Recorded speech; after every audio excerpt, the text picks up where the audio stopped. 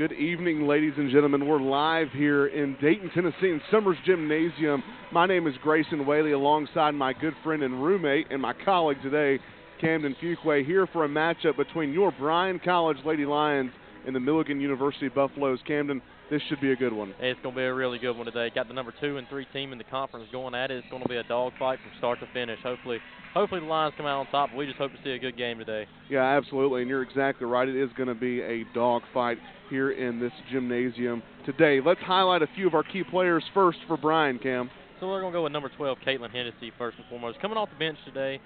She's been coming off the bench the last few games, averaging 12 and 5 off the bench.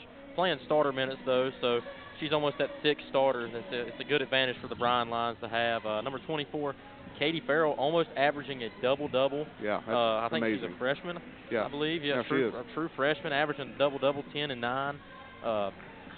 Just hoping she can be a board cleaner today, get some putback. Hopefully, I think most of her points are probably, if I had to guess, are dirty points, getting some offensive rebounds and putting them back in, which is a big part of this offense. And I guess the star-studded superstar on this team, Samantha Russell, averaging almost 18 a game to lead the AAC. 6 rebounds, shooting 42% from 3 as a forward. Wow. It's unreal, man. Unreal. She does it all. She can do it inside, outside, beyond the arc. She'll take you off the dribble. But we'll get on to Milligan's key players here. Yeah, for sure. Yeah, highlight who's going to make a difference here for Milligan. Number 3, Kayla Romines, averaging 9 points a game, shooting almost 39% from 3. She's lighting it up from deep as well. Number 13, Lauren Lohmeyer. She's the leading scorer on this team, averaging 16 and 6 rebounds per game. And then finally, number 15, Stacia Wilson, averaging 10 and 7. Sounds like these Milligan Buffaloes have a lot of girls that can rebound the basketball. They look pretty long, pretty tall, so it's going to pose a challenge for Bryan all around today. But I think they're going to be set for the challenge. I think it's going to be a fun one to watch today. Yeah, it absolutely will. We're just a few moments from going courtside, who will be giving the PA announcements and lineups coming from yours truly here in just a few moments. So stay tuned for that and just kind of bear with us as we do that here in just a moment. And then, Cam, our next break, we're going to go through our keys for victory for both teams, what it's going to take for both of these teams to come out of this one victorious. Of course, only one can walk out of Dayton, Tennessee with the W in the column, but we're going to get to that here in just a second as we pause for PA announcements.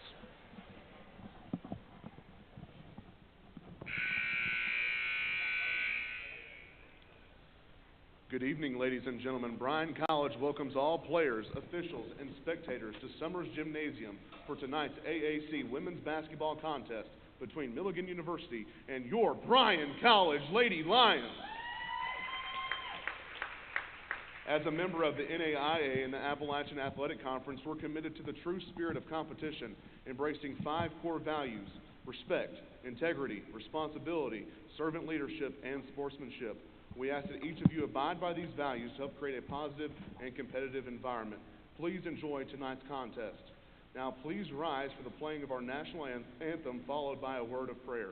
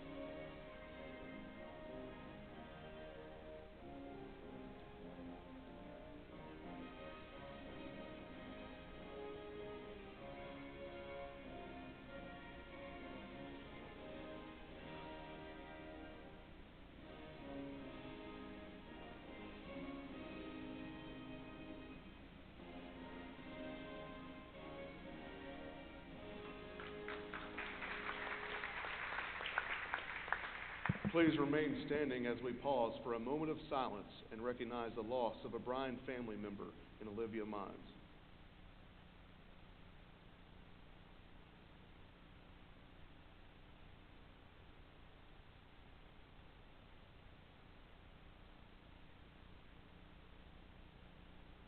Heavenly Father, thank you for this day. Thank you for this game of basketball. Thank you for life that we so often take for granted. Lord, we remember in our hearts the life of Olivia Mines, and we pray that you continue to comfort and guide the family as they deal with such a tragic loss. Lord, we thank you for the redemption we have in your Son, Jesus Christ, who gives us life after death. Lord, we love you. We thank you. We pray for protection over everybody in here. In Jesus' name, amen. And now for your starting lineups. First, for Milligan. Starting at guard from Maryville, Tennessee, number 3, Kayla Romines. Starting at forward from Rutledge, Tennessee, number 13, Lauren Longmire. Starting at forward from Roan Mountain, Tennessee, number 15, Stacia Wilson. Starting at guard from Gray, Tennessee, number 24, Maddie Runnels. Starting at guard from Mosta Malta, number 50, Christy Galia. And now for your Bryan College Lady Lions. Starting at forward from Oak Ridge, Tennessee, number 1, Destiny Kastner. Starting at guard from Baxter, Tennessee, number 10, Tori Brooks. Starting at forward from Smithville, Tennessee, number 24, Katie Farrell. Starting at forward from Tellico Plains, Tennessee, number 34, Samantha Russell. And starting at guard from Mount Juliet, Tennessee, number 35, Nevaeh Majors. There we have it, Cam. The announcements, the lineups, my favorite part of the game. And here we go. We're ready for tip-off. Cam, real quickly, run it through what it's going to take for either of these teams to walk out of this gym victorious. I think for Bryan, they just have to play their game. They've done it all year. They're second offensively in the conference, third defensively in the conference, which is a major improvement from last year. They're right to dominate both phases of the game. For Milligan's going to have to take Bryan out of their game. You know, they're going to have to depend on two seniors that have been highlighted here. They're going to have to slow the pace down. They're not going to be able to, I hate to tell them, they're probably not going to be able to run with Bryan, I doubt. I haven't watched them play, so I don't want to not give them the benefit of that doubt, but watching Bryan play, I know they can run. And they love to do it. So absolutely, and here we are. Yeah, rock and roll time here in Dayton, Tennessee. Samantha Russell gets the tip for your Bryan College Lions, and we're started here at 2 p.m. here on a sunny fall day. Nevaeh Majors drives by. A lot of contact down there, no call. Rebound, Milligan. Maddie Runnels gets the rebound, and she's just going to take it up the court. Going to swing it wide out to the sophomore, our highlight player, Lauren Longmire. Top of the key, backdoor cut. The 15-foot shot is up and good. That was Christy Galia there from Mosta Malta. Nevaeh Majors taking it up the court near the AAC logo now. Takes the screen from Farrell. At the free throw line, looking for some space. Pops out as Kastner. Kastner with the handoff to Tori Brooks. Brooks gives it to Majors, going to reset the offense with 10 seconds remaining on the shot clock. Samantha Russell, the star-studded player for the Lions, up and no good. Tipped around, it's going to be out of bounds on Milligan. No, out of bounds on the Lions. Milligan ball.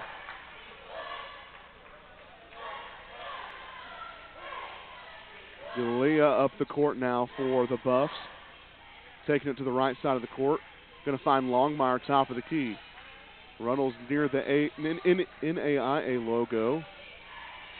Top of the key is Stacia Wilson. They're going to swing it back to Galia. Now Runnels, baseline. The shot up, the shot no good. The rebound, Tori Brooks pushing it up the court as Nevaeh Majors across the equator. Now swinging it wide to Russell, out wider to Kastner. Back around the perimeter. Russell, top of the key, looking for something. Crosses over, looking for some space, takes the 15-foot shot, up and good, catches the nylon. Great move, very simple, got to her spot, picked it out, and created the space to get there.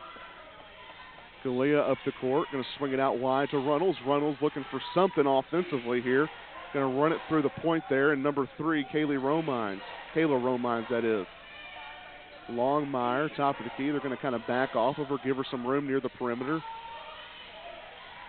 Longmire gets it stripped away from Tori Brooks. Tori Brooks is going to take it herself and slow it down here with Nevaeh Majors. The shot clock issue here in Summers Gymnasium. Try to highlight two great defensive possessions for Tori Brooks right there. Originally, she got the great box out to finish a possession, defensive possession the time before, and just really handsy on the help there, and just was able to force a turnover. Two very good defensive possessions for her. Absolutely, and there's Nevaeh Majors, 15 ticks on the shot clock as they get that all settled. Samantha Russell going to take it herself, kind of crossing over there near the middle, kicks it out. Farrell driving baseline, kicks it back out to Russell. Russell for three, no good. Rebound, Galea. Galea going to take it beyond the midway point near the Christ Above All logo, swinging it out to Romines. Romines looking toward the middle. She has a girl. That's Stacia Wilson. The post move, the bucket. What a move. Major's going to take it up the court once more. 7 minutes remaining in the first period of action. Hands it off to Brooks. Brooks thinks about it. She fakes out the defender, drives middle. Katie Farrell in the corner. Katie Farrell driving baseline. She goes up for two. A lot of contact, no call. Rebound, Runnels. Galea manning this offense here tonight. Hands it off to Longmire. Longmire looking for some room in the middle. She takes it to the left side and it's fouled by Samantha Russell. So she'll have two free ones at the charity stripe. Not as much contact as it may have looked, but the arms kind of swatted down real aggressively. That's what they looked for on that call right there. We got a chance to talk to Coach Kylie Greer before the game. That's the head coach for the Lady Buffs of Milligan University. And Cam, she was in a little bit of a rush, but the one thing she did mention was that both of these teams are missing their All-Americans. Of course, the familiar face in Gracie Dishman for the Lions, but and it almost kind of settled her down in a way. It's like we're both missing our best players, but, you know, so almost like this should even be a better game than it was before. There's Brooks down low. Pick. Yeah, what a cut, Cam. Great pick.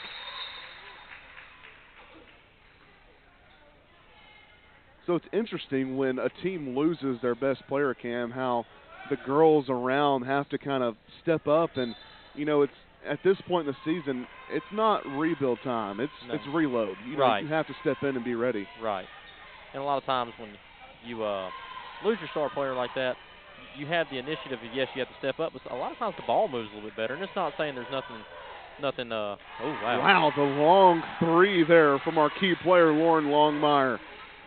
And she's averaging 16.3 on the year. She's been a huge player for the Buffaloes, Cam. For sure.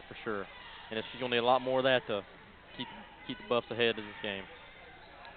Brooks is driving. It's stripped away. She loses a handle. Runnels down the floor. Runnels with a layup. A lot of contact down there. No call.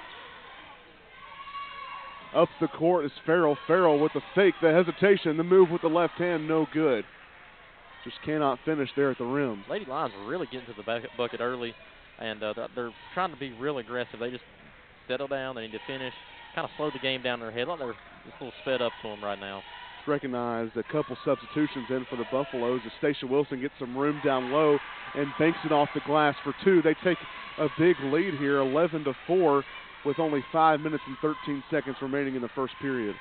But yeah, a couple substitutions in for the Buffaloes. It looks like number 41, Samaj Clark, and again, the Lions just cannot finish.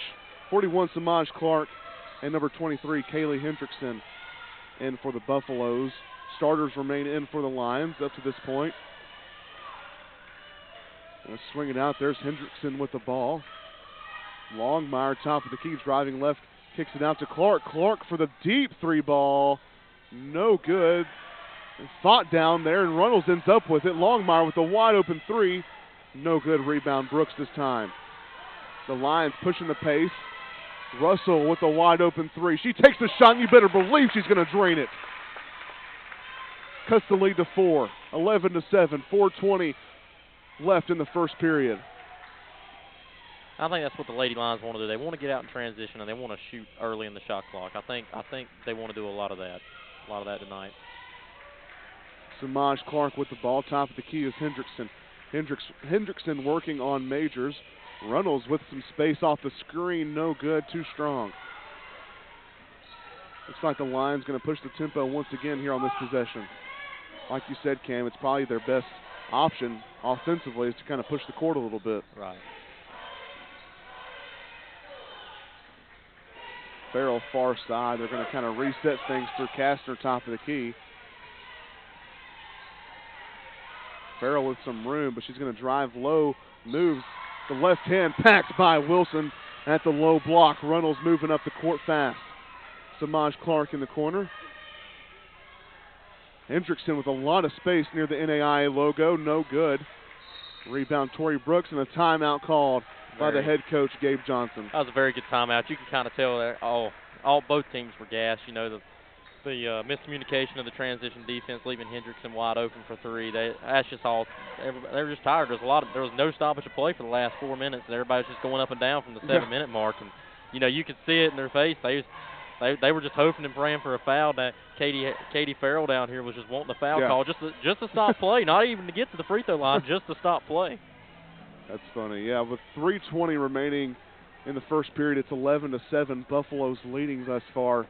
Just want to apologize real quickly. We're having some technical difficulties with the scoreboard on your screen, but we'll try to do a good job, Cam, of updating the score. So if I'm lacking in that area, Cam, you go ahead and throw that score out there for our listeners. I'll try. Sometimes I get so into it that I don't even know what the score is myself. I just know one team's winning and one's not.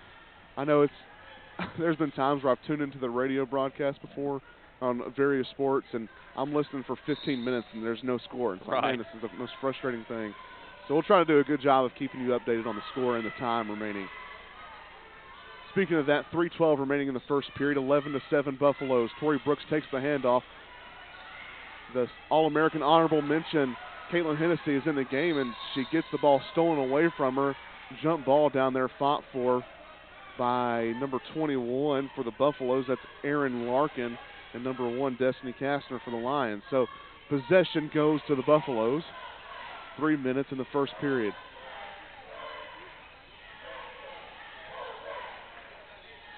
Galea passes it to 25.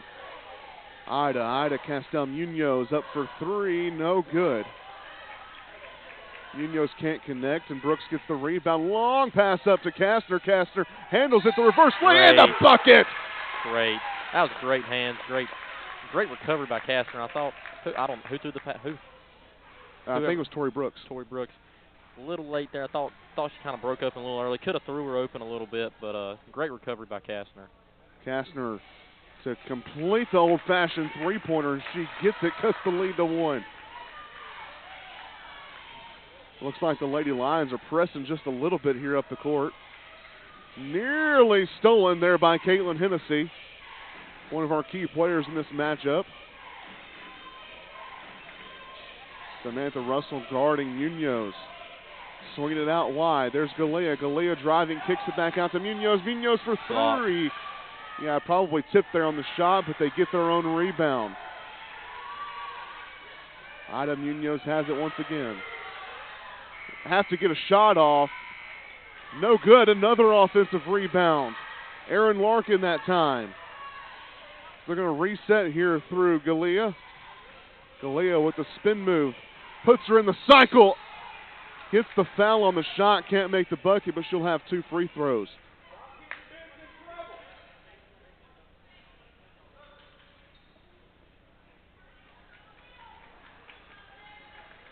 Substitution made for both teams.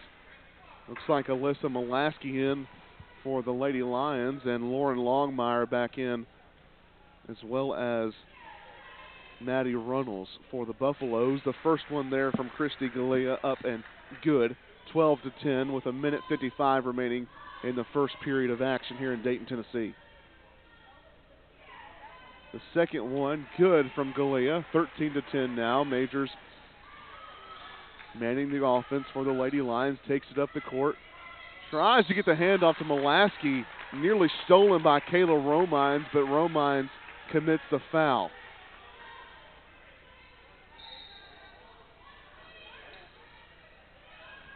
The inbound pass to Samantha Russell. Russell working the crossover, tries to get the spin move. She's on the ground and saves the pass out to Caitlin Hennessy. Hennessy driving. She's going to look for some action. She gets a layup up, no good. Gets her own rebound, fights for it down there, looking for anybody. And a traveling violation is called on Hennessy as she drags the back pivot foot. Great hustle. Way to stick with it by Hennessy. Still, once again, getting to the basket, not able to finish. Got to slow the game down. Just kind of take a deep breath and just go up with ease. Three-pointer from Romines, no good. Romines is 38.5% from three-point land. She can't connect there, but there's Mulaski, and she will connect. She is money from behind the arc. Once again, getting out in the transition, getting an open transition three. I think that's how Bryan needs to play today. Little slippage there from Samantha Russell, and Longmire tries to get the backdoor cut, but Galea's open top of the key. Three-pointer, no good, short. Rebound, Hennessy. Hennessy splits the defender, is going to kind of slow things down as she moves up the court. Crossover, another one. The double crossover on Reynolds. Now she picks up her dribble, looking for Russell, has her. Russell with the crossover, thinks about the shot from 17 feet, thinks better of it, kicks it back out to Majors. Majors slowly dribbling, 10 ticks on the shot clock. Going to have to get something moving here. Another crossover. Majors moving in with a lay. No good. Rebound, Buffaloes. Looks like that's number 22, Emma Herrig. Galea slowly moving up the court. Of course, there's no shot clock remaining. Only 13 seconds left in the first period. The score's all knotted up at 13. Galea step back, crosses over, drives, kicks out to Romines. Romines for three. Romines no good. Rebound Kastner. Russell up the court. 2 seconds on the clock. Hennessy has to get a shot up, and she does. No good. So after one period of action, Cam, the score is all knotted up at 13. Both of these teams fighting hard. Oh, yeah. Both of them are getting to their offenses very well.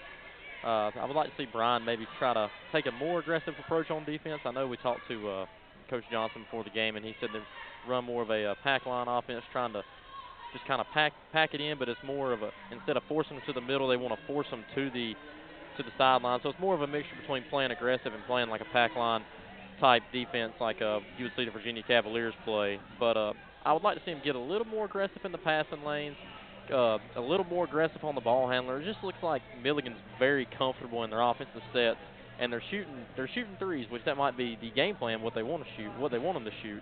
Yeah. But they look a little too comfortable in their sets, and I think that's something that Bryan needs to address on the defensive side of the ball. However, for Milligan on the defensive side of the ball, they're doing a good job of recovering on the downhill drives that they're giving up to Bryan and making the layups in the inside shots really tough to hit. You know, we're saying they're not finishing these shots. Well, you know, they're makeable shots, but they're not easy shots. Yeah, I was going to say, you have to give credit to Milligan. They're there on every single one of them.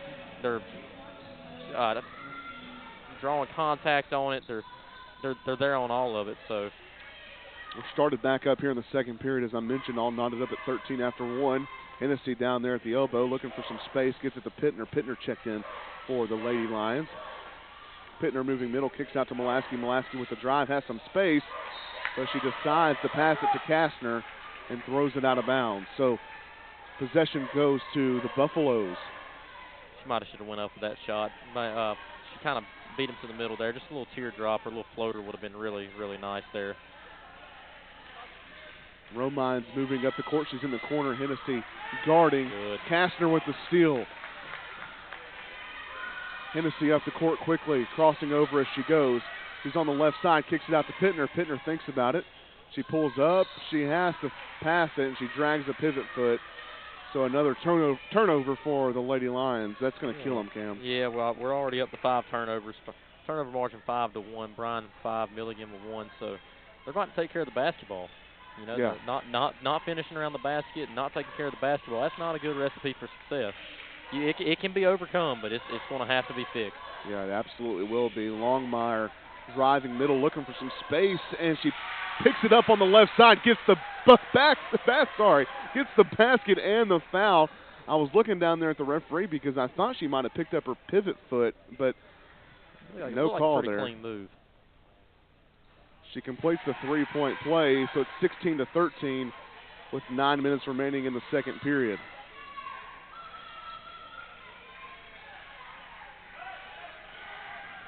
Majors driving baseline. Good pass Great there look. to Kastner. Kastner up and good for 2. Cleared out the backside, let Majors go to work, and when the help come over, she just dished it off to the person she was guarding, the Kastner. Romines, Majors guarding, kick it out to Galea. Galea driving out to Longmire. Longmire thinks about it, moving to her left side, back out to Galea. Galea for 3. Wow, tickles the twine on the way down. Money that time. 19-15. Buffaloes leading, picked off by Romines. Romines up the court. Has Runnels down low, back to Romines, the 12-foot jumper, no good. Rebound Wilson. Wilson up, no good. Rebound Molaski this time. You got Kastner up the court. Didn't see her, and Hennessy's going to drive. The spin move puts her in the cycle. Hangs up there on the rim, doesn't fall. Once again, another one of those pretty well defended but very makeable layups that we've seen her make time and time again. Romines driving on Pittner, and a foul is going to be called, so she'll have 2 free throws. That's one thing that the Buffaloes have been able to do that we have not been able to do, is get to the free throw line. And, of course, they're defending well, too. They are defending well. And, you know, when we're getting defended well and we're not getting any foul calls down there, down low, it kind of hurts us. Of course, I'm not saying that those are not fouls on the other side of the court either. Right, and I think we actually, until this trip right here, have been even to the foul line. I think we've had 2 and 1s each, and now we're first two free throws, and Milligan's 3 for 3, Bryan's 1 for 1. I might have missed one. I missed another trip for Milligan. Some substitutions for both teams, it looks like. Bryan really needs to come out, and they need to be the aggressor. You know, they're actually being aggressed at the moment. You know, they need to come out, and they're shooting themselves in the foot. Tori Brooks fools Longmire. Pittner's out there wide open for 3. Misses it, no good. Nearly saved by Molaski. Good hustle by her. Runnels has the ball. Gives it to Galea. Galea up the court. Passes the midway point. There's Lauren Longmire. Swings it out wide to Stacia Wilson, guarded by Farrell. A traveling violation is going to be called on Longmire, so the ball will go back into the possession of the Lions. Kaylee Hendrickson is going to be checked into the game for the Buffaloes, as well as number 22, Emma Herrig. Macy Pittner up the court. Driving quickly, she steps back, passes it to Brooks. Brooks thinks about the 3 from downtown. Hennessy drives behind the back, gets the pass to Farrell. Farrell guarded, contested shot, no. Pumps it out to Pittner. Pittner for 2 at the 12-foot mark, up and good for 2. 21-17, just under 7 minutes remaining in the first half.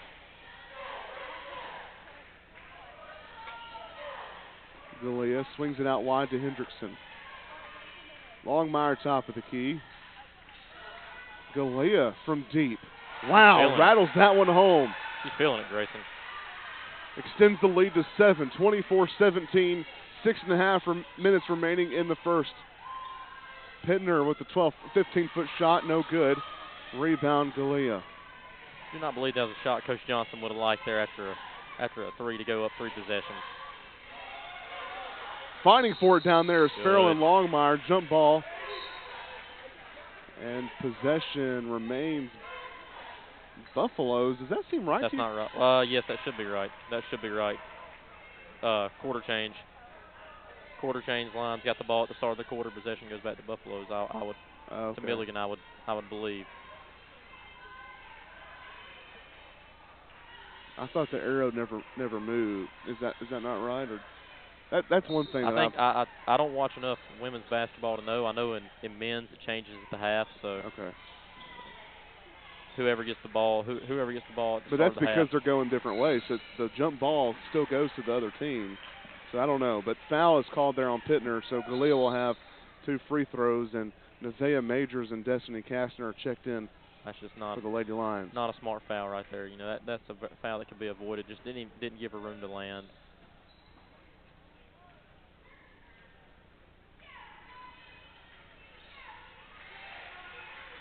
First shot is up and good from Christy Galea, the senior from Masta Malta. The second one is up, and the second one is good. Extends the lead to 10 points, or 9 points rather. Sorry about that. 26-17, 6 minutes remaining in the first half. Lions going to have to get something going here, Cam. Right, and they are. And they have to just stay calm, stay in their sets, and they have to just take care of the basketball. They're giving away a lot of possessions. Good find. Yeah, great pass from Farrell. Kastner finishes it at the rim. Right. 26-19. And another thing, too, is the shots will fall. You know, those layups they're missing, they're going to fall as the game goes on. They're going to get in the flow of the game better. And so I don't think they have anything to really worry about at the moment. Just keep playing hard defensively, make things tough on Milligan, and everything else will take care of itself. I would really love to see them get out in transition and really just dominate the fast break point. Yeah, I think they're going to have to speed it up just a little bit to get things going here offensively. Long layup there from Hendrickson. Rebound, Buffaloes. Wow, Emma Herrick puts it back. That's another area they're going to have to improve on. 4 offensive rebounds, and we're not even to halftime yet. Backdoor cut from Russell, and Majors can't get it to her. Tori Brooks from the top of the key swings it over to Farrell. Farrell driving with the left hand blocking foul, so she'll get to the line to try to cut down this lead just a little bit before the half.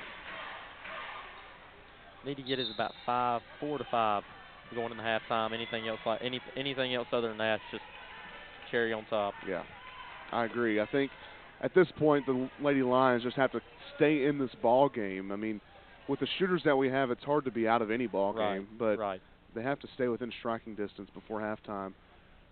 The first one touches about every part of the rim and finally falls in. You know, I mean, you're 3 shots away with this squad right here from. That one rattles home as well. You're 3 shots away from in the lead of this ball game. You know, I mean, you can go down the court. They can hit 3 threes in the next 45 seconds. I watched them do it last year. Yeah, I've seen Samantha Russell this year hit like 4 threes in a minute of 10 seconds, I think. Great defense. Longmire, Longmire was driving, and it's packed by Farrell. And Farrell threw it up the court, and nobody was looking, so the Buffaloes get it back.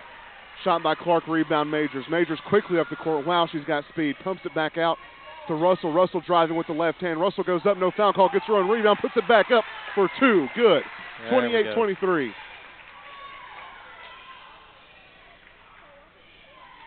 Hendrickson bringing it up the court this time for the Buffaloes. Stacia Wilson out there, guarded by Farrell. Good. Stolen by Kastner. Kastner driving. The 2-on-2 fast break. She stops. The right-handed move up and good.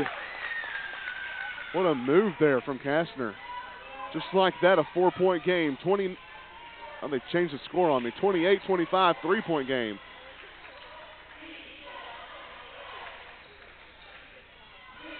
Shayla Stewart out to Wilson. Hendrickson with a lot of room near the logo. No good. Rebound Brooks.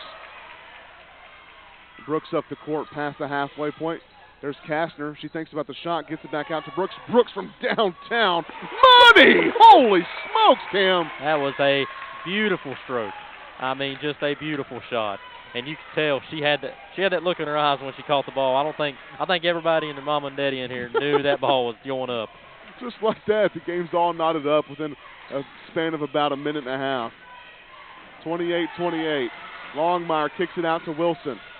There's Hendrickson, top of the key. Lions playing tough defense. They switch there on the handoff. Longmire thinks about it.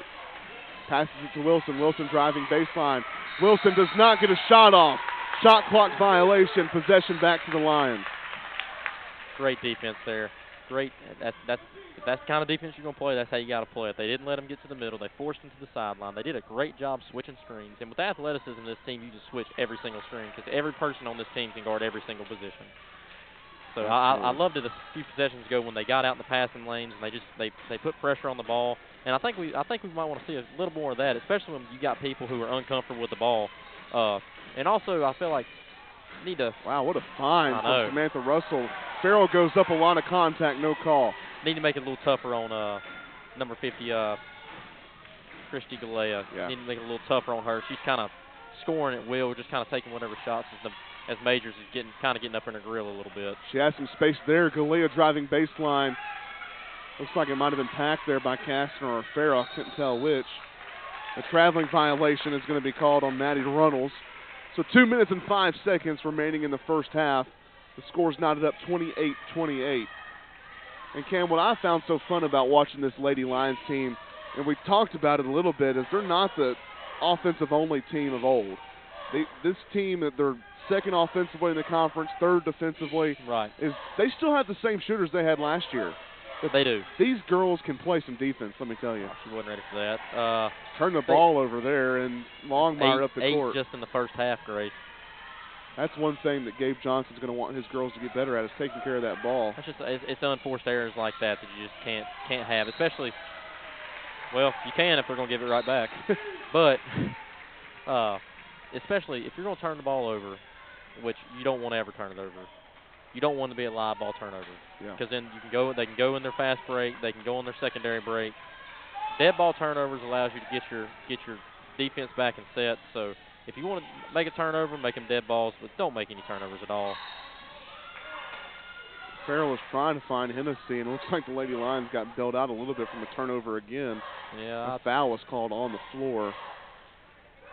I didn't catch on who it was, but I think Christy Galea. Okay. I think Hennessy was cutting to the basket, and she was kind of grabbing at it. That's a risky pass. Wow, Brooks wide open in the corner. It was risky. There was a lot of chance for reward there, but they can't connect. 1:12 on the clock. Still knotted 28-28. Romines, top of the key, looking for some space, going to set up the offense here. There's Galea. Hennessy guarding Galea with a little space near the perimeter. She's going to drive. And Hennessy, wow, a charge foul is called on Galea. Cam, what do you think about that? I didn't like that. I thought she did a great job of initiating contact. Hennessy wasn't there. You know, I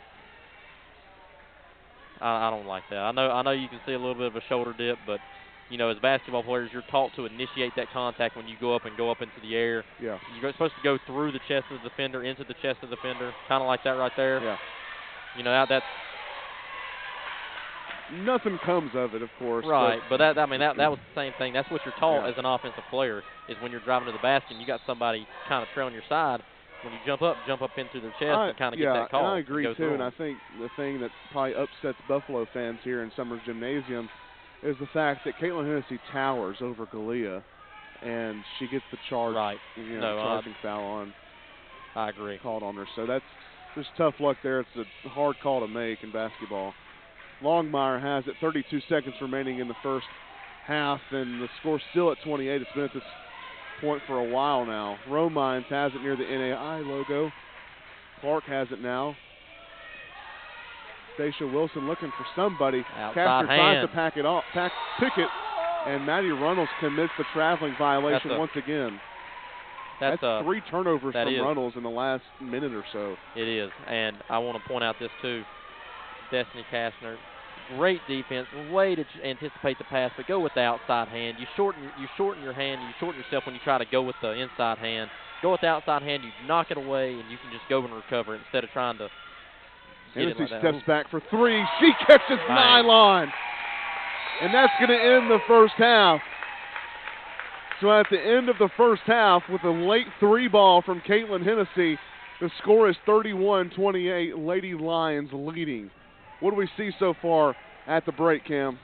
Well, the last 4 minutes of the half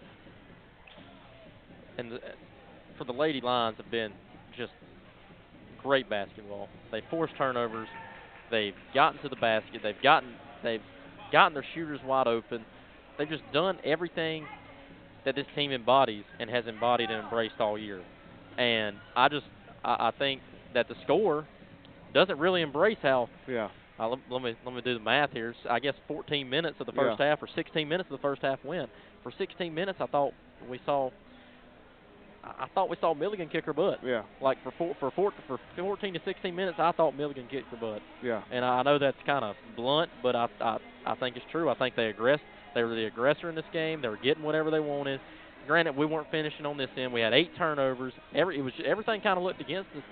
And I think it was Tori Brooks that, hit a three from Chattanooga that just that kind of sparked it all. A couple of defensive possessions that just kind of, you could feel things kind of start to turn in the building here. You kind of could see the light in their eye. You can kind of see like, hey, like we got a game today. Like we got to roll. And next thing you know, I said around that 4 or 5 minute mark, if you can get it to 4 to 6 at the half, then you're going to be in good shape.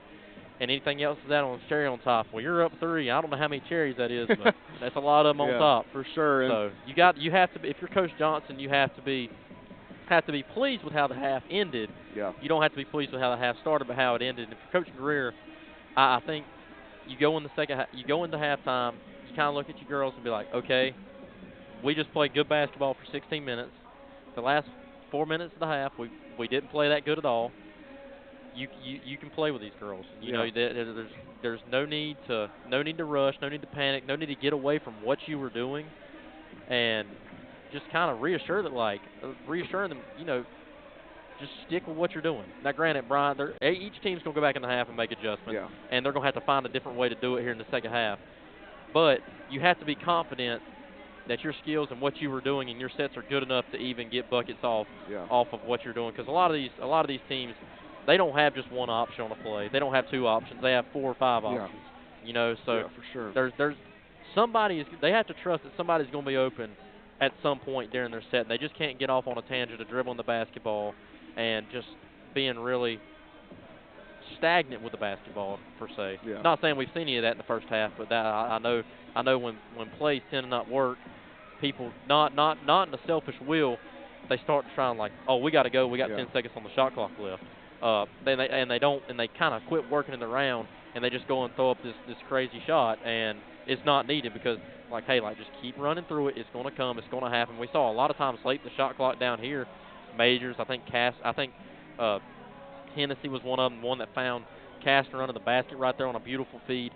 You're going to find those things when you drive and keep your head up and just trust in the offense and just try not to force too much. Yeah, I agree. It's been a good first half, and we'll be back to break down the first half of action in just a little bit, but we're going to take a short break, so stay tuned for the remaining of our halftime show. We'll be back in just a moment.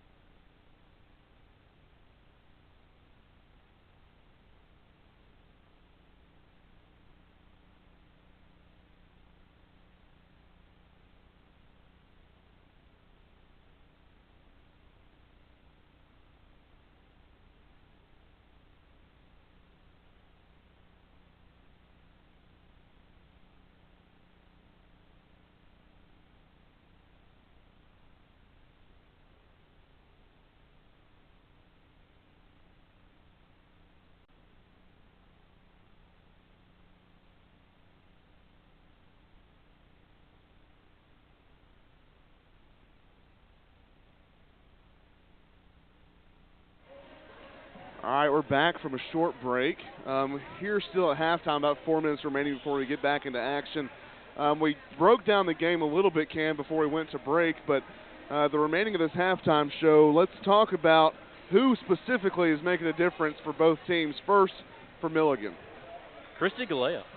That's just it. Like that's the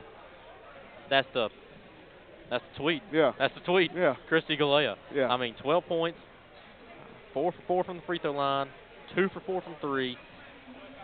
Grayson, I don't think she was a highlighted player for us. I think when we went through it, I don't think she was scoring. I don't know her average, but she wasn't even scoring the double digits. And she's almost killing us here today. She's also added two rebounds as well, 1 turnover. I mean, just playing good, solid basketball. And Lauren Longmire has also scored a quiet 8 points tonight. Yeah. But she's also added 2 assists and 2 rebounds as well. She's turned the ball over 2 times, but she's playing very efficient basketball. Well, yeah. Very efficiently. No, she is, and you know, she came into this game averaging 16.3 points per game as well as 6.2 rebounds, and she's not kind of held up to that standard. She's, you know, roughly on pace for 16 points a game, or for this game, but, you know, they played a really tough first half, the Buffaloes did, and here, you know, in one of our keys for victory, we labeled out that, you know, they're going to have to, Coach Greer for the Buffaloes is going to have to label out, or lay out rather, a stellar scheme. And on top of that, the Buffaloes, like they showed in the first half, are going to have a lot of resiliency to come into Summers Gymnasium here in the second half and take a victory out of the grips of the Lions' paw. So how do they do that here in the second half? I think the same way they did the first 16 minutes of the game. They made everything tough for Bryan. They didn't really let them get out in transition. Fast break points. Bryan has 8, which is a decent amount. Milligan has none. So you can tell they're really trying to control the pace. They're trying to control how hard they play, how hard the defense is, and they just nothing was easy. Yeah. Bend don't break. Nothing was easy. It really wasn't, and I think they're going to have to continue to push the turnover margin. Right. And then let's focus a little bit on Bryan as well. So who's making the difference for Bryan? Number 1, Destiny Kastner, 9 points, 1 rebound, playing really efficient, 4 for 4. She's not doing too much. She's just really finding herself in the offense. She's making good cuts. She's been the recipient of very good penetration and very good ball movement as well. We'll see Samantha Russell here with 7 points, 3 rebounds, 1 offensive rebound. I didn't even notice it. Let's add 2 steals to Destiny Kastner as well, doing it on both ends. I didn't even notice. This. But sorry, to go back to Samantha Russell, 3 for 6. I thought she really forced early in the game, a few shots there, but you know, 2 minutes into the game, man, that's just nerves. That's adrenaline running. So I thought she really settled down well. She didn't try to play hero ball when things were going bad. But other than that, man, it's been a really balanced attack. I mean, shooting 44%, 57% from 3. You're only up by 3. You see those stats, you think you're up by 20, especially when the other team's stats shooting 33% from the field and 21% from 3. Yeah, the turnovers are the only thing I can. Yeah, only thing I can think of. But what I'm finding really interesting as we look down the stat sheet is that usually one of these players, whether it's Samantha Russell or Caitlin Hennessy or even Kastner, they're usually leading the charge by several points, you know, leading the team in that way. But here it's such a well-rounded balance offensively in this game. Kastner with 9, Russell with 7, Brooks with 5, Hennessy and Molaski with 3, Pittner and Farrell with 2. The only player that hasn't scored is Nevaeh Majors, and it's really because that's her style of basketball. I want to point her out, too, because she's done an excellent job of just running the offense, making sure nothing gets out of control. She's got 3 assists to no turnovers, 3 to 0 turnover ratio. You know, she's playing really well. I thought she took a couple drives early in the game that I thought were good drives, good take, just couldn't finish, and those will finish. But you know, buckle up, we're in for a good one. Yeah, for sure. So that's going to conclude our halftime show. We're here for the second half of action between your Bryan College Lady Lions and the Buffaloes of Milligan University. Farrell has it near the logo. Looks like the Lions are going to kind of motion their offense just a bit more. Majors has it. They find Kastner down low. Kastner with the move, the left side. Good. Extends the lead, 33-28. I love the move to get Kastner on the block there. Bryan has 3 girls that can really play with their back to the basket. You know, 4 if you add Katie Farrell into that. But you got Hennessy, you got Kastner, you have Samantha Russell. They can all play with their back to the basket, and I think that's really going to be a key. Wide open three. She can't connect, and it looks like it's going to be out on Destiny Kastner, so possession will remain in the hands of the Buffaloes.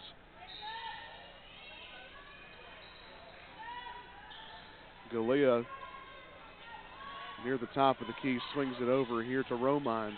Romines has some room. She's going to take the three. No good. Rebound, Buffaloes. Galea looks towards the middle, finds Wilson. Wilson and Russell fighting for it. Russell finally pokes it away. Farrell, long pass up to Tori Brooks. Brooks up and good for the lay. Galea up the court. Long pass up to Longmire. Picked off by Kastner, her third steal of the game. Nevaeh Majors pushing the court. The bounce pass to Farrell. Farrell can't get a handle on it. She finally does. Russell wide open for three. Good! Count it. Just like that, 10-point basketball game, 38-28, 8.5 left in the third period. Romines wide open three ball. It's going to be a long two, actually, 31-38. That's a good answer. They really needed that. Yeah, it really was. I was just about to say that. It was a really good response. Farrell top of the key working on her lady. Wow, packed by Wilson at the low block. Galea pushing the court, high tempo. Longmire now back to Galea. Galea for three. All around the rim, doesn't fall. Rebound Brooks. Brooks, cross-court pass. Majors with the ball near the perimeter. Driving towards the middle, Galea guarding. Nice backdoor pass. There she is again. To Kastner, up and good for two. 10-point game once again. Majors just doing a great job of seeing the court, finding Kastner right there. And she just gets to the middle of the court and just makes it happen. Reynolds passes it to Romines. Romines back out to Longmire. Galea top of the key. Romines cross court. The floater from Romines. That catches the nylon. Good, 32-40 now. Majors crosses the equator. There's Russell swinging it out wide. Farrell in the corner. Going to continue to swing it around the perimeter. No, Brooks is going to take it. Handoff to Farrell. Farrell with the crossover. Packed again by Wilson. Romines, long pass up to Galea. Galea up and good for the transition layup. Really fast tempo for both teams in the second half, Cam. Yes, everybody's trying to get out and run. Which I think Milligan still wants to kind of play slow. They've had the opportunity to run, and when you have the opportunity to run, you just got to take it. Farrell loses the handle on it. Majors has a shot wide open. Three ball, good. There we go. You mean that girl can shoot too? Wow. She do it all. Does it all, don't she? Galea up the court. 9-point basketball game. 43-34, 6-18 in the third period. Reynolds steps back, tries to get a shot off, and Romines has it now. Romines driving middle, kicks out to Wilson. Long two from Wilson, too strong. Rebound Kastner. Brooks pushing the tempo. Up the court. Romines guarding, drives baseline. Behind the back dribble. Stolen by Longmire. Longmire, the 2-on-1 fast break, gets it up to Galea. Galea now trapped there at the low block. Good move by Longmire, up and good for two.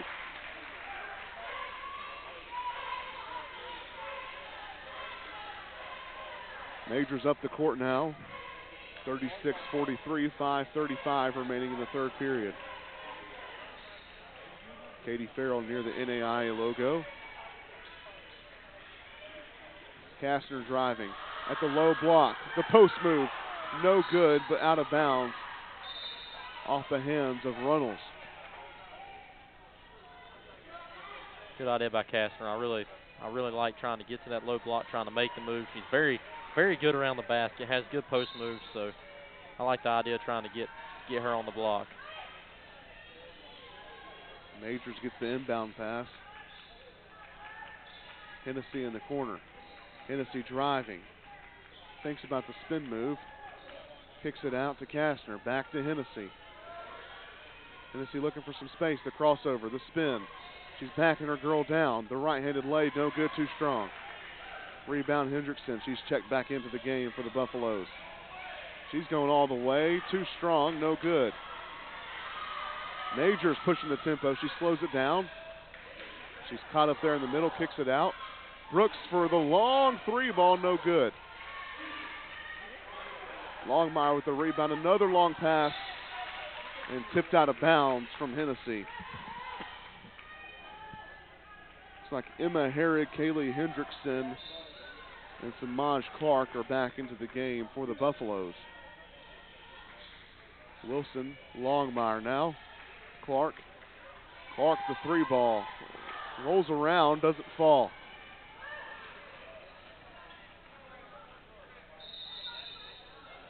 And Coach Gabe Johnson for the Lions is going to call a timeout with 4 minutes and 23 seconds remaining in the third period. And with that, we're going to take a short break. Stay tuned for more basketball action here in Dayton, Tennessee.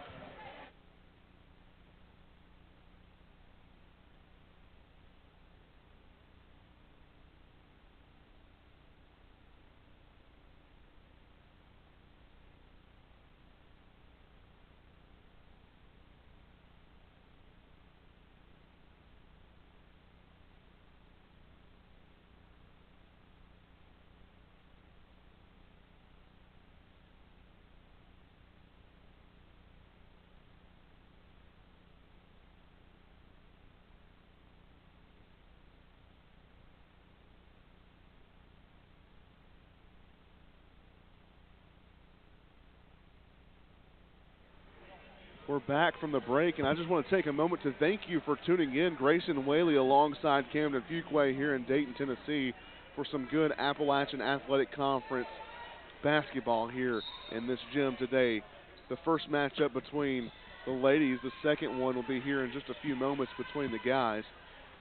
36-43 Lions on top, 4:15 in the third period. Kastner driving. Kastner with a shot, and she's nearly manhandled down to the ground. Gets the foul call. She'll have two free ones.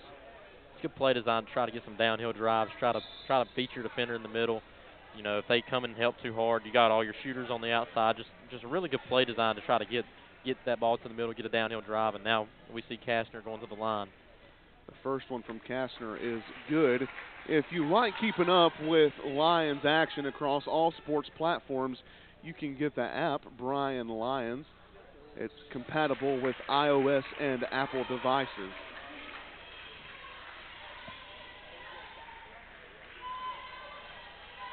Galea up the court for the Buffaloes. Majors guarding. 45-36 after the two made free throws from Kastner. Stacia Wilson backing Kastner down. The fadeaway, no good rebound, Kastner. She's very good in the post, Stacia Wilson. Yeah, she is. She's had some really good moments in the post today. On both sides, she's passed Farrell several times. Very good. There she is guarding once again, but Alyssa Molaski draws the foul from her that time, so she'll have two free ones at the line.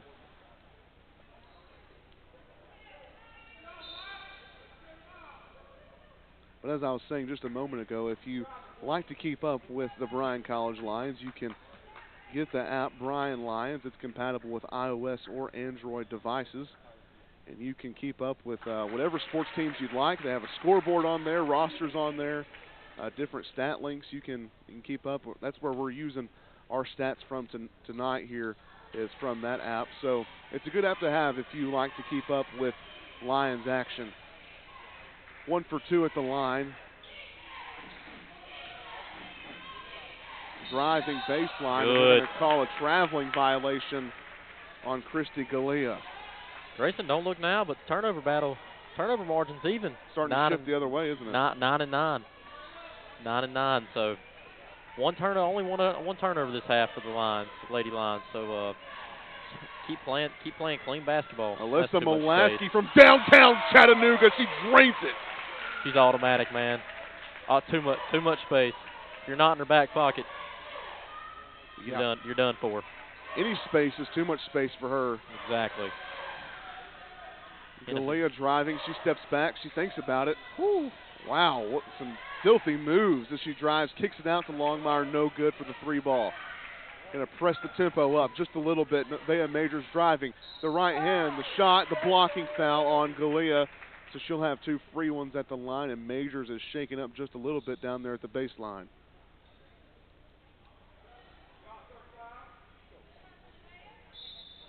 Let me tell you, Camden, for these Lady Lions matchups here in Summers Gymnasium, they have a crowd following them everywhere. They do. They do. Good crowd on hand today.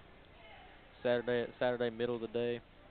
I mean, you talked about earlier, ain't no place better to be than a gym. Yeah, it's been a fun one so far. 14-point lead now for the Lions, 50-36 after the made free throw from Nevaeh Majors. The second one is up, and that one is good as well. 15-point game now, 2:45 remaining in the third period. Hendrickson going to man the offense this time up the court. Checks in for Galea.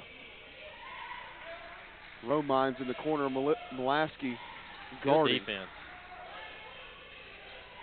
Romines trying to get by Mulaski. The spin move towards the middle, kicks it out to Wilson. Wilson to Runnels. Runnels with the drive to her left hand, no good, but she draws the foul, so she'll have 2 free ones, going to try to cut the lead to 13. Got Hennessy on the reach in there.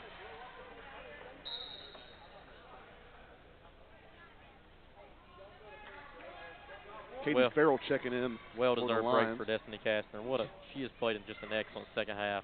A lot of it don't show up in the stat book either. She's leading the Lions offensively in this game. The first one is made there from Runnels. The second one is up. The second one is good. Good day for the free throw line for the Milligan Buffs. And even Bryan. I mean, one miss between both of them at the line today. Wow. That's good coaching right there. Getting those girls to the free throw line in practice. Nevaeh Majors a 12-foot J. Good. That's tough to guard. She's finding herself on the stat sheet. The 3 ball from Romines, just long, no good, doesn't catch anything. Rebound from Russell. Russell up the court, she's going to take it herself. The step back, she thinks about the shot. She should have taken it. And Katie Farrell with the traveling violation there at the top of the key. Ball goes back to the Buffaloes. Yeah, Katie, she just needs to kind of settle down. You know, it's tough start in the second half for, you know, kind of drove and just got stuffed twice. And as you good defense there from Hennessy. Stayed straight up right there outside the cylinder. Wow, she's dribbling between defenders. This looks like the Hennessy of old. The reverse layup, can't finish. Nevaeh Majors saves the ball from going out of bounds. And there's Mulaski wide open. No good, just long. Farrell goes up for the rebound and knocks it out of bounds.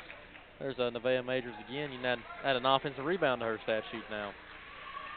She's stuffing about every category today. You know, the more I watch the Lions, and you know, I know this is NAIA basketball, but if you're familiar with NAIA basketball, it's still very competitive. It's competitive at all levels when you get to the next level. And this may be a tad biased, but the Lions may have the best backup point guard in the nation. Nevaeh Majors runs that offense so well in the midst of not having Gracie Dishman. It's been amazing to watch. Good move there by Lauren Longmire for Milligan. 13-point game, 50 seconds remaining in the third period.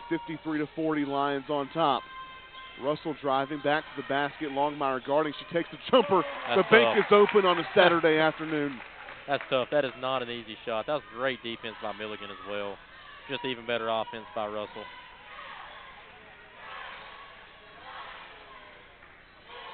Majors looks to be hobbling down the floor just a little bit. Romines has it for Milligan.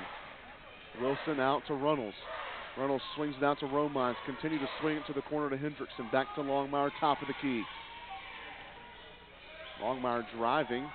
Good defense there by Hennessy. Long three-pointer from Stacia Wilson. Good. 2 seconds on the clock. Majors goes up for the layup and is fouled right before the buzzer. So she'll have 2 free throws. I don't know. I'm glad she got it, but I don't know if I really saw that one. And I think they're going to put maybe a tick or two back on the clock. 12-point game, 55-43. Lions leading, and it looks like they're trying to get the clock situated here. put 1 second even. Perhaps not. Maybe they stop play once again, so they must be adding some partial seconds here on the end of that one.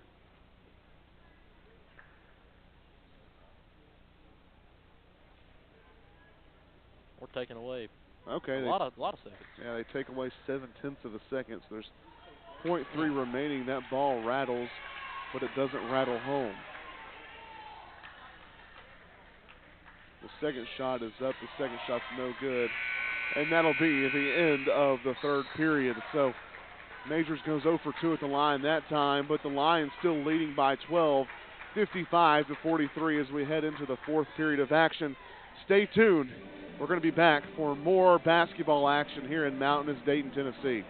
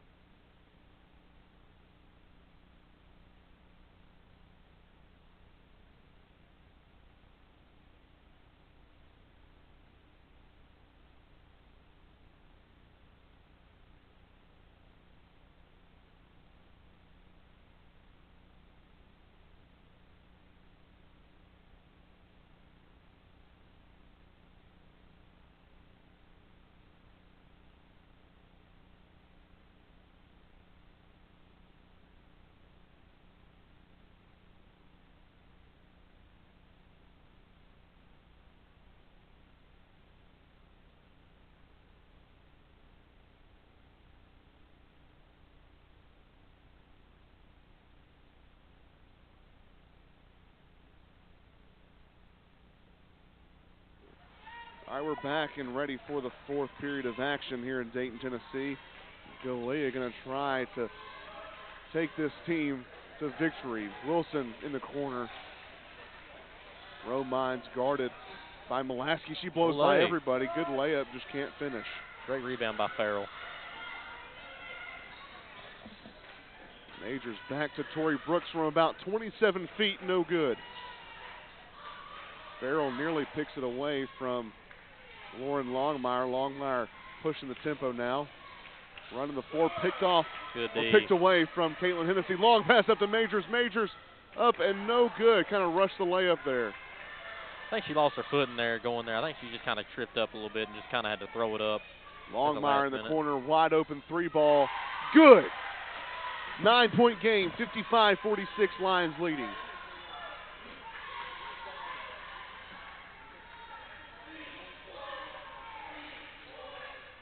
Majors now hands it off to Farrell. Farrell working on Wilson. The ball gets away from Farrell and she turns it over once again. Tough afternoon for Farrell on the offensive end. She hadn't really been able to find it like she usually is. So Wilson has done a really good job at shutting her down tonight. She has. Give credit to Stacia Wilson. She has done an impeccable job.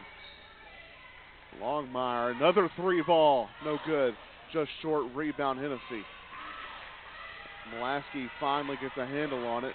Cross-court pass to Majors. Majors slowing things down here. Mulaski thinks about the three ball. She's going to try to get by Longmire. The spin move, the left-handed lay, good!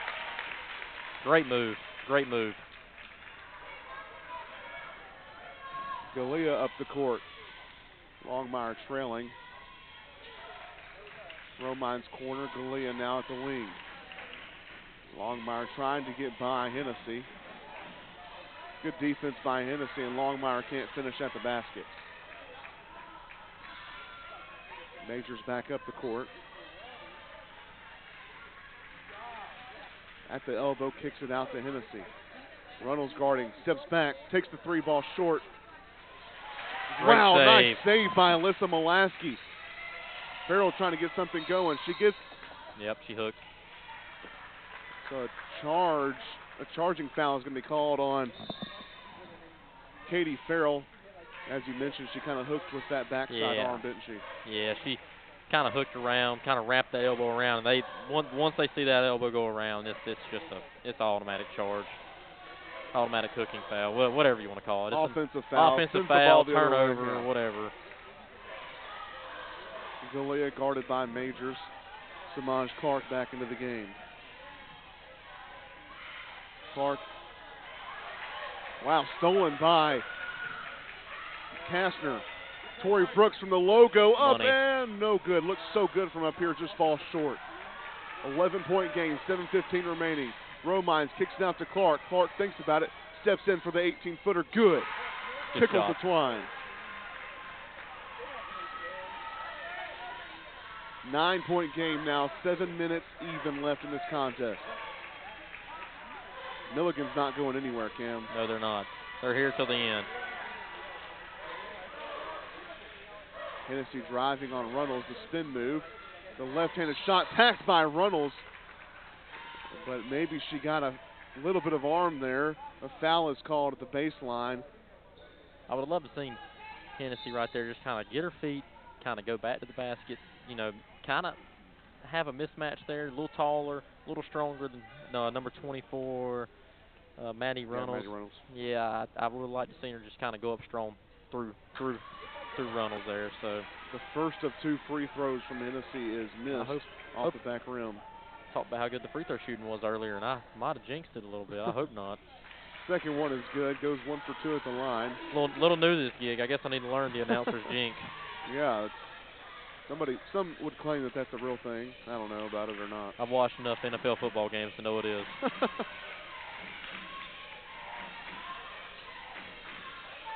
The floater from Hendrickson, no good. Hennessy up the court. Crosses over on Clark. Another left-handed layup. Good. This one cashes in. Good. 12-point game, 60-48. 6:14 on the clock.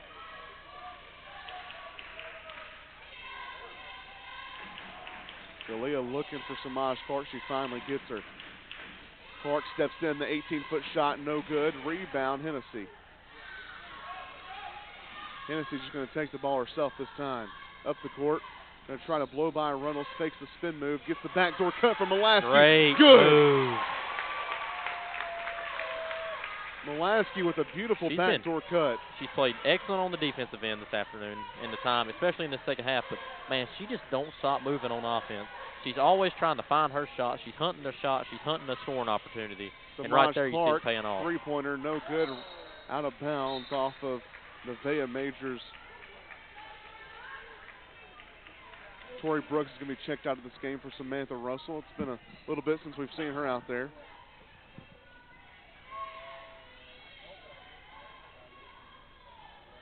Kastner in the game as well. Samaj Clark gets the inbound pass. The crossover on Kastner. Kicks it out to Longmire. Swings it wide to Hendrickson. Out to Romine. Top of the key driving right. Good back cut from Longmire. Up and good from the left side of the rim. She's had a good second half, Longmire has. She's really kept this team in the game. It's like the lines are kind of spreading the offense out just a little bit here. Kastner for 3, just long, no good. Rebound Russell. Russell goes up for it and draws the foul. So Russell will go to the line for the first time tonight. She's got 12 points and 5 rebounds on the game. 5 for 8 from the field, 2 for 3 from three-point land. Kristen Fenn is going to be checked into the game for the Lady Lions.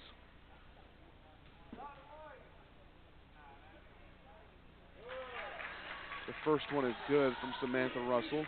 Takes her point total up to 13. Takes the lead up to 13 as well. Second one is good. 64-50 is the score. Just under 5 minutes remaining in the game. Hendrickson just beyond the equator. Fan guarding. Romines. Longmire now in the corner. Trying to get by Russell. She does. Kicks it out. The shot, the 18-foot shot, no good. Good box out by Hennessy. Hennessy going to take it up the court. Quick tempo here. The spin move. The hesitation out to Russell now. Fenn with the ball top of the key. Hands it off. Kastner back to Hennessy. Now to Molaski at the logo. Molaski dribbling right, gets it to Kastner now. Hands it off. Hennessy driving middle and hitting the elbow from behind from Samaj Clark. The foul is going to be on the floor. Maddie Runnels and Stacia Wilson back into the game. Checking in for Samaj Clark and Emma Herrig.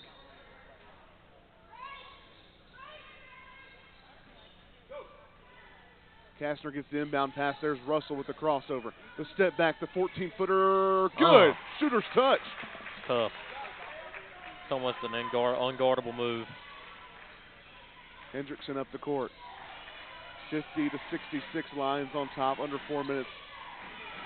Runnels from deep, no good. And Penn saved it really for no reason. I think the ball was touched. I think it was touched. Okay. Well, she probably knew better than I did. It looked like it was touched. Potentially. Yeah, better be safe than sorry. Hand off to Fenn. Now to Russell, swinging it wide. Molaski back to Russell. Kastner now at the elbow extended. Risky. 5 seconds remaining on the shot clock. They're going to have to find a shot here. Kristen Fenn with the shot. A lot of contact there. No call. Hendrickson up the court. Good pass up the court to Stacia Wilson. The fadeaway from Wilson. Good. A timeout there by Milligan. Looks like Kylie Greer is going to get her girls rallied here for the final stretch, Cam. Yes, and I mean, it's a lot. It's a mountain. It's a mountain they're going to come back through, but, you know, just try to regroup right here. Just keep under control if you're Milligan. And work fast, but work efficient. Don't force anything. Yeah. Like that shot right there. Use the opportunities to run when you can, and don't force a run. But you're going to have to come down and you're going to have to shoot off the first or second pass. You're going to have some quick hitters really drawn up. You know, maybe some curl action into the middle. However, with Bryan's picked up the defensive intensity on the ball a little bit this half, so it makes it a little harder. But Bryan's ultimately letting them shoot the three. So, I mean, if you're Milligan, I mean, I know you're not hitting. You were shooting 21% in the first half. And, you know, I hate to say it, don't think they're shooting much better in the second. No. I mean, Lohnmeyer's hit about 2 or 3, I think, here in the second half at least. But, yeah, it's a tough road, but it can be done.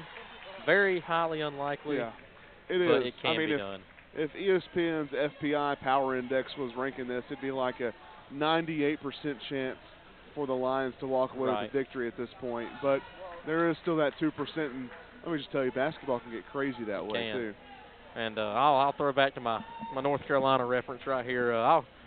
If I'm Bryan Lyons, I think I'm going 4 corners. I'll just spread the floor, and I'll get in a little Dean Smith 4 corners, and I'd run the shot clock and just score there at the end, back cut, do something. If you're wondering who this country fellow is next to me up here in the booth, it's this man by the name of Camden Fuquay from the hills of North Carolina. That's why, one, he talks about North Carolina so much, but two, he's got such a beautiful and thick accent. Cam, you know I like to give you. I know you do. Oh, you had. Samantha Russell's begging for it down there. I know. I said you just need to hold on to the ball, but I'm telling you that couldn't have been served on any more of a silver platter. That looks like Reggie Wayne asking for a pass from Peyton Manning. Good rebound there from Runnels, and gets the foul call, so she'll go to the line for 2. Almost coming up on 10 offensive rebounds for Milligan today. If I'm Coach Johnson at Bryan, I think I'm going to run a few box-out drills early next week. You know, you gotta get the rebound. That's a big part of defense. You know, I mean, you can play on-ball defense, you can help, you can do all this, but none of it matters if you don't get the rebound. First shot from Runnels is good. Yes, I agree, Cam. I think yes, I think we're going to probably walk away with a victory here. You don't want to say that too soon, as both of those free throws rattle home 12-point game. But there's definitely going to have to be some adjustments being made offensively, and as far as boxing out goes. Watch out. Milligan is pushing them defensively to make a play. Doing exactly what they need to do if they want a chance at maybe pulling off some kind of miraculous comeback. 10 seconds on the shot clock. Hennessy gets the screen. She takes the long three ball, no good. Rebound, Mulaski, up and good for two. What a second half. She is everywhere, Cam. She has played an immaculate second half. Defense, offense, she's all time moving. Just look at her. Now she's up on the defender in her drill. She has 11 points in this game. Off of the bench, of course. I think the main thing is, though, just watching her work for those points. Longmire driving and a lot of contact there, no call. But yeah, those points haven't come easy. No, she's worked been hustling around everywhere on the court tonight. Exactly. She's done a very good job of hunting her shot, and as a 3 and D. You know, you hear that word thrown around the NBA a lot. As a 3 and D guy, she's packed by Mulaski. And saved. And holy moly! The quarterback pass up to Tori Brooks, and Tori Brooks just cannot get a handle on it, and it's going the other way. That's almost a mama. There goes that man. And what was so amazing is I thought she was out of bounds because Coach Greer from Milligan was right up there. And she threw it around Greer nearly. It was amazing there. She's all over the place this afternoon in the second half. Rebound Kastner after the missed shot from Galea. Russell with some space, splits the defenders. Tries to get the shot off the backboard too strong. Fouled from behind from Stacia Wilson. That'll be the fourth team foul for Milligan. I'm unfamiliar with the quarters and bonus in quarters. It's 5? Yep. Okay. 5 fouls in any quarter or any period will get you to the bonus. Okay. Kastner with the fadeaway. Can't get that one to fall. 14-point game, a minute 18. Should be ticking. Finally goes now. Longmire, the bucket and the foul.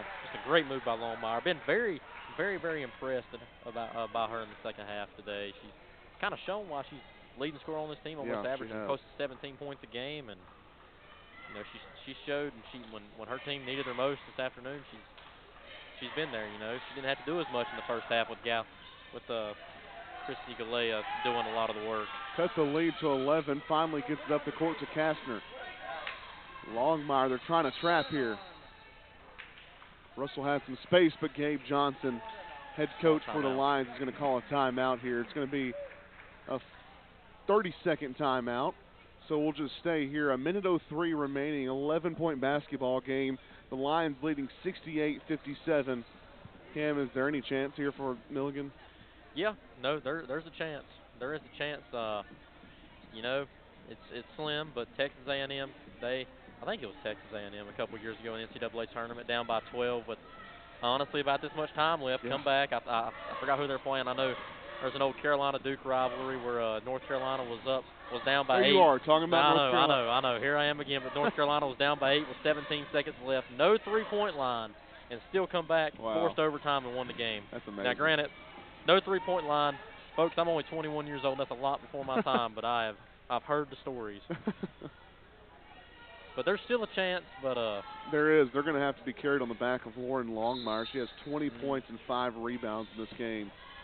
I agree, but a lot of this tipped away from the Lions, but it looks like Maddie Runnels is going to poke it out of bounds, so it remains Bryan basketball. Right. And a lot of this is Milligan's also, they're having to play hard, but they're having to prey on the almost, I want to say, dumb decisions that Bryan could make. They're probably not going to make them. They've made good decisions all night, especially in the second half. Only five turnovers in the second half. Can't get any room, and Runnels steals it.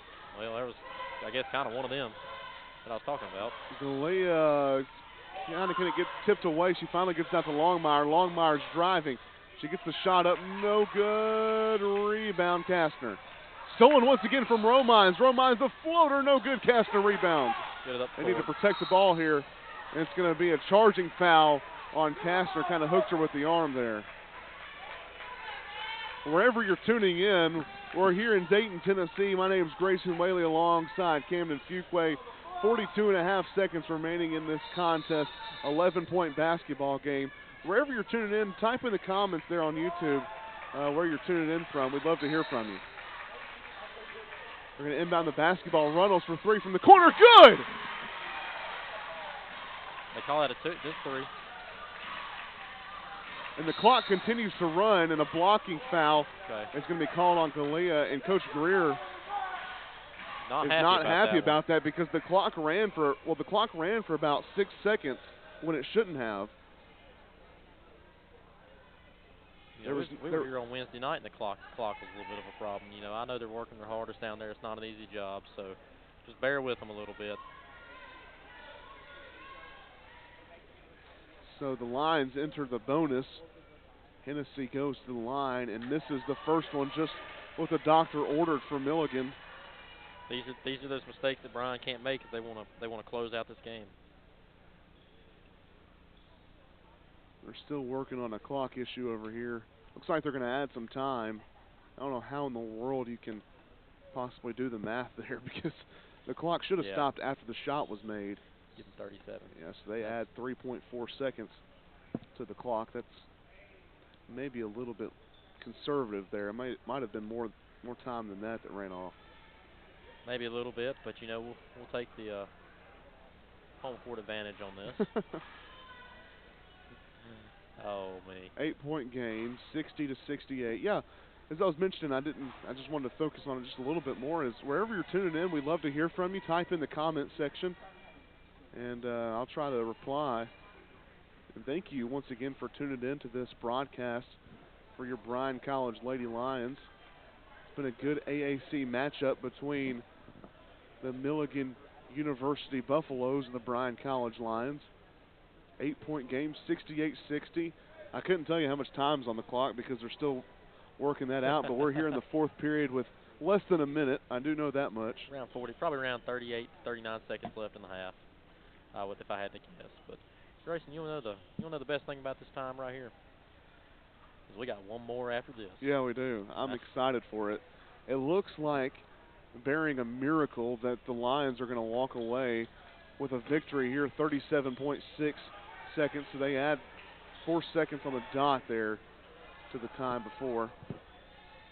But yeah, we're excited about seeing the men play. Another miss from Hennessy, a timeout by Coach Greer.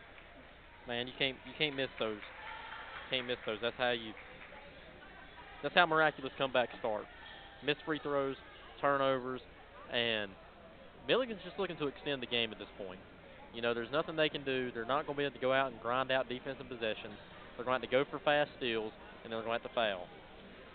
Yeah, they are. And with the way the Lions had shot the basketball from the free throw line early on in the game, I'd say, well, who do you foul? Yeah. Well, now they are. I would say they're three for their last 6, 7, or 8. Yeah. You know, so it's almost like I think Hennessy's went to the line four times or twice, 2 free throws each time, and I don't think she's made one yet. So Hennessy's an option if you're Milligan. Yeah, she's probably the candidate at this point after missing those 2. I would say so. I don't know who else you have on the court, but I wouldn't want to foul Mulaski. I wouldn't want to foul Brooks if she's on the court, or Russell. Kastner, I think, missed 1, but I think she split the last time she was at the line. I think Hennessy or Kastner is your best bet, but I still wouldn't feel comfortable fouling them at all. Very good job by Coach Gabe Johnson of having his best free throw shooters out on the floor. But now it's the offense for defense time, as you can see Nevaeh Majors back in, who also is very, very solid from the free throw line as well. Yeah, she is, and this has been one of the longest 30-second timeouts I've ever seen in my life here. 37.1 seconds remaining in this contest, 68-60. They're going to inbound on the far sideline. Looks like Lauren Longmire is going to be the inbound passer for the Buffaloes. They get it into Galea. They hand it off to Longmire. It nearly goes out of bounds. She's out. And yeah, she touched the ball while her left foot was out of bounds. So that was about the last thing that they wanted to happen for Milligan. But the Tides turn a little bit for Bryan here with just 32.3 seconds left in the game. Score still 68-60. Lions leading. They're pressing them, of course. They're going to have to foul. Tori Brooks has it. They get it back to Hennessy. That's who they want to foul. Back to Brooks. Brooks skip pass to Russell. Great ball. Wow, they finally foul Kastner with 17.6 seconds left. Just a great job by the Lions, just moving the ball before they can be fouled. Kind of surprised that the referees didn't just really quick to the whistle there, trying to, knowing that Milligan wanted the foul. A lot of times referees will do that. The first one is made from Kastner. The score is 69-60. Yeah, with nearly half the time going off the clock there, at some point you wonder why Milligan isn't just mugging somebody to get a foul there. I know. They give you 5, and you might as well use them. And if you're going to use them, you better use them hard. So 1 for 2 at the line. Kastner goes. The score 69-60. Timeout by Coach Greer from Milligan once again. And of course, we're going to stay here, and I just have to highlight a few players from both teams. First, for Milligan, of course, Lauren Longmire with 20 points and 5 rebounds, leading the charge. And then the Twin Towers and Destiny Kastner and Samantha Russell both with 16 points for Bryan. And a very, very, I use this term Wednesday night, but a very quiet 16. Yeah. Not as much from Destiny, but from Sam Russell. Very, very quiet 16. She played within the offense. She didn't try to force too much. She got what she took what she was given, and that's what you want to see. That's what you want to see out of your star player. Longmire inbounds it to Galea. Galea working on Majors. Romines has some space back out to Galea. Galea for 3, no good. Rebound, Russell. They get it to Brooks, up the court to Majors. And Majors is going to try to dribble it out. Just a second remaining. She's going to do so. And the Lady Lions will come out of their home gym with another Appalachian Athletic Conference victory. This time 69-60.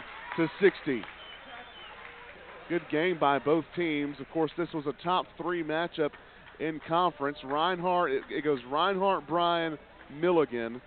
And Bryan wins this one to improve their record. And of course, Milligan falls here in a hard-fought contest. They lose 69-60 on the road to the Bryan College Lions. Cam, what did you see? I thought it was a hard-fought matchup. I thought both teams battled. I thought Bryan really was the aggressor in the second half, unlike in the first half. In the first 16 minutes, like we talked about, they were the ones being aggressed. I think Milligan just didn't shoot the ball. They didn't shoot the ball in particularly well, and I think that really hurt them. As we're going to pause for prayer right here. Too. Yeah, so we're going to pause for just 1 second. So bear with us here as they pray there on the court.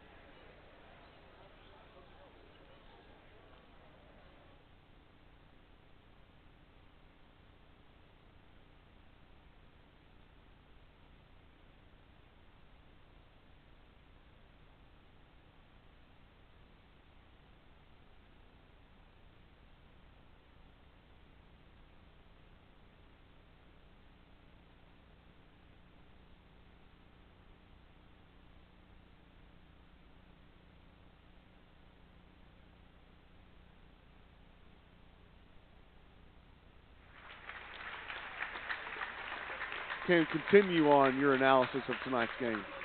Yes, going back, Milligan didn't shoot the ball particularly well. 33% from the field, only 18% from 3, and with what the Lady Lions was really were giving you today, they were giving them the 3 ball, and that was probably the MO coming in now, watching the way they shot the basketball today.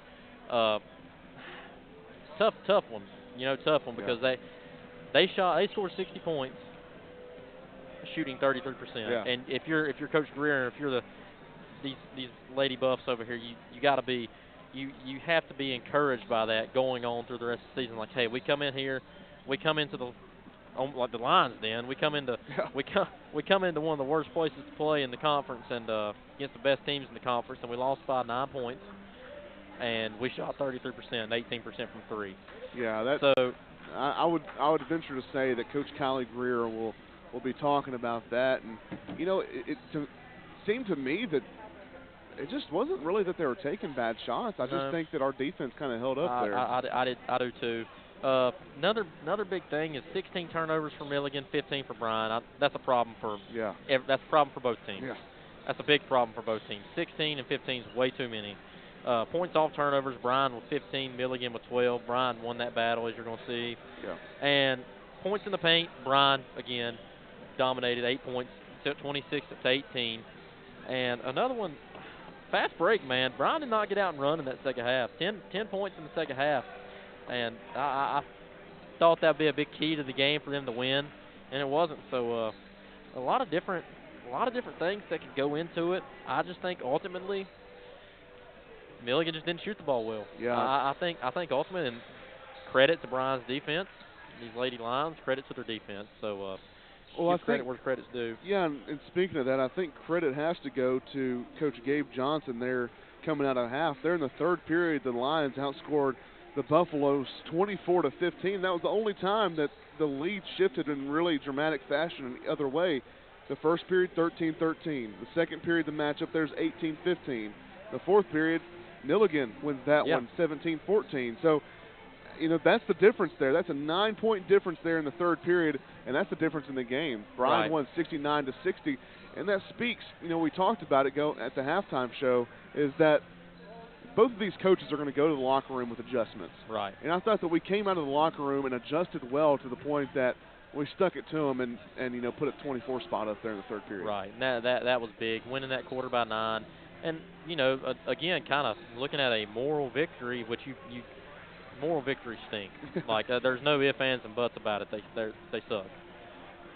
But you played 30 minutes of really good basketball against a really, really, really good basketball team who's dominated the conference for years. Yeah. And you just didn't perform for 10 minutes. And, you know, to win basketball games, you have to perform for 40 minutes, and they just didn't do that. Yeah. And kind of looking down here, I like going through the stats, just kind of like seeing the differences in the game. But Milligan, I thought played a lot of girls today. They did. They really did. But you want to know the big number for you? They only had 4 bench points. Wow. They played a lot of girls. Didn't get a lot of help from the bench. Wow. They might have played good defense. I thought they played okay defense.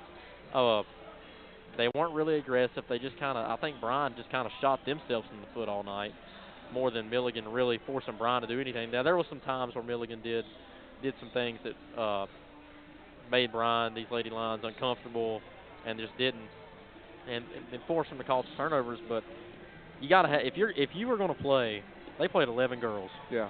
Well, 2 got one. They played 9. Yeah. 8 or 9, we'll say. But you got to get more. You have to get more than 4 points. Yeah. Than that. No, that's true, and that speaks to. And we talked to Coach Johnson before the game, and I asked him. I said, "Is Caitlin Hennessy back in the lineup or no?" And he said, "No, we're going to continue to work her off the bench because we like to have that depth." Right. And with Hennessy being injured there for a little bit and out for a while, the girls that started the ball game have been working so well together. And as a coach, it's like, do I mess up the mojo that they've kind of developed over the last few games? Right. And his plan was, no, we're going to leave those girls out there, and we're going to put Hennessy coming off the bench. And he mentioned to us, she's going to have starter minutes. She had 24 minutes on the game. That was more than what Katie Farrell had. Right. So really, she did have starter minutes, along with Alyssa Mulaski with 19 minutes on the game. And we'll talk about her in a second. She played a heck of a game.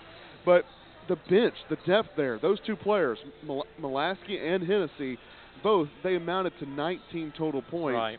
And that, of course, that's 15 more than the bench points that Milligan had. So that's such a difference. And I think that's a great point that you brought up, Cam. Yeah. And highlight, too, before we go, we have to. Alyssa Mulaski, 11 points, 2 assists, 2 rebounds, 1 block. I mean, crazy game off the bench with 19 minutes. 4 for 5 from the field, 2 for 3 from three-point land. How big of an impact did she have on this game today? It was big because when she got in the game, it was kind of like it was kind of balancing from like a 6 to 8 point game, kind of like in that like gray area of like, okay, are we going to run away with it, or are we not going to run away with it, or what's the deal? And she got in that game. She got in the game. She come on in defense. The first possession that I really noticed that she stuck out was on defense. She was over here by the Appalachian Athletic Conference sign, and she beat the defender to the spot, kept her on that side of the floor, and forced her errant shot later on in the shot clock, or a turnover actually. Yeah. I think is what it was. And Coach Johnson told us for the game that was their defensive plan. They wanted to keep them on one side of the court and shorten that side of the court, but she moved on offense. She was everywhere on defense. She did all the little things right, and that's just a testament not only to her talent level, because she shoots the eyes out of the basketball, I mean, it's amazing. Yeah, it But really is. she hustled the whole game. Her motor never stopped. And she cut on offense. She moved on offense. She was all the time moving. And she hunted her shot. Yeah, You know, no, she did. when you play her position, she's not this ultimate playmaker. She's not going to go make a play. She has to go find her shot. And she did just an excellent job of that. She kind of took that like that Danny Green kind of role, like a Danny Green, or even like a Ray Allen, kind of like that 3 and D kind of role. Like, I'm gonna lock down on defense, and I'm gonna run you to death on offense and I'm gonna find my shot, and I'm gonna wear you down. And that's exactly what she did. And then later in the game, we saw Hennessy come to the middle, hit her man with a little spin move, and she worried her defender to sleep because she's such a 3-point threat, and she back cut right there, wide open layup. I know. She played a heck of a game, and of course, I mentioned Destiny Kastner and Samantha Russell, and both of those girls ended with 16 points, which is a considerable amount, a significant amount. And you mentioned it. They both played within the offense. Samantha Russell, she shot 60% from the field. Destiny Kastner 6 for 8. So it's not like either of these girls are taking shots that they shouldn't be taking. And it made such a difference for and that, I think, to the point before you continue, is we shot 45% from the field to their 33%, and I think it's because we played within our offense. I would agree. If you go down the line, 6 for 8 from Kastner, Tori Brooks 3 for 9, but that wasn't forced. Yeah, she did her job. She just didn't hit shots, you know. And you're gonna have days like that, you know. It's just some days you're gonna be on, some days you're gonna be off. The only one that I really felt like forced the offense today was Katie Farrell. But I still thought she did a lot of really good things. I loved her aggression on offense, you know, and give it to Stacia Wilson, because she locked down on defense in the post, and she's very good on offense in the post, you know. So, you know, just give it up to Stacia Wilson on that one. That's not as much as a testament, or, you know, because I thought Farrell played an excellent game, even though 0 for 6, 3 turnovers, maybe not looked good in the stat book, but she had 5 assists. And she had 4 rebounds, which was below her rebound in total, but the 5 assists is really what sticks out to me. Yeah, no, and I agree with you. I think it speaks a lot more to Stacia Wilson than it does Katie Farrell. Of course, Farrell, she's a freshman. She's going to have those games, and it's almost needed as a learning experience, because especially when you have the depth of, you know, the Caitlin Hennessy, the Alyssa Mulaski on the bench, you can allow for some of those mistakes to happen for the freshmen. Right. And, you know, it's a learning moment. So moving forward, Katie Farrell just has to ensure that those times, the failures of today, turn into the learning moments of tomorrow. Right. But regardless, great game all around from both teams. The Lions come out of this one victorious 69-60. If you're looking for the men's game, you're going to click off of this screen and go to another link that will be posted on YouTube here in just a few moments. We'll be live there in just a little bit. But for Grayson Whaley and Camden Fuquay, thank you for tuning in. Good night. God bless. Have a good one.